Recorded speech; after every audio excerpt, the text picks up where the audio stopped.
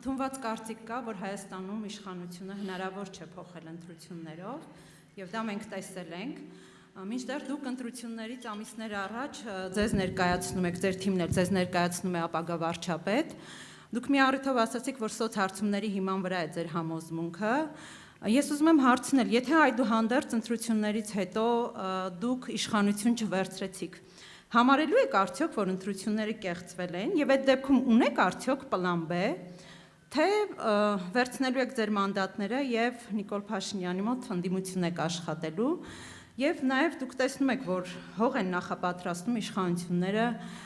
ձեր գրանցումը կասեցնելու հետ կապված, ճիշտ է գրանցվել եք, բայց հնարավոր է ինչ-որ փուլում նաեւ կասեցնեն։ Այս դեպքում էլ ունեք արդյոք պլան B եւ ձեր ընտրազանգվածին որ ուղղությամբ եք ուղղորդելու։ Շնորհակալ եմ։ Գիտեք, այդ պլան B-ն ունի հայ ժողովուրդը։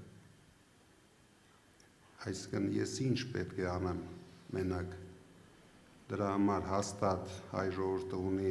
բոլոր պլանները, քանի որ մենք գնում ենք բացարձակ հաղթանակի եւ վստահ ենք դրա մեջ։ Հետո ես ասեցի, որ ես միայն սոցհարցումների վրա չեմ հիմնվում։ Ես հիմնվում եմ նաեւ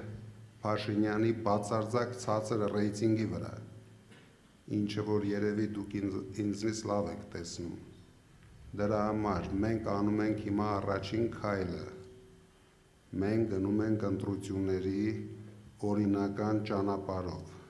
թույլ չտալով ոչ մի ապօրինություններ մեր կողմից, բայց մենք վստահ ենք, որ դուք էլ տեսնում եք մեր նկատմամբ կիրառվող բոլոր ապօրինությունները, բայց դուք մի անհանգստացեք, իրենք ուրիշ ձև չունեն, 25% ռեյտինգ ունենալով իրենք չեն կարող ոչ մի իշխանություն ունենալ Հայաստանում։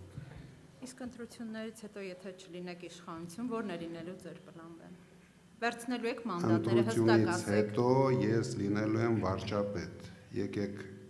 անիմաստ բաներ չքննարկենք այսօր։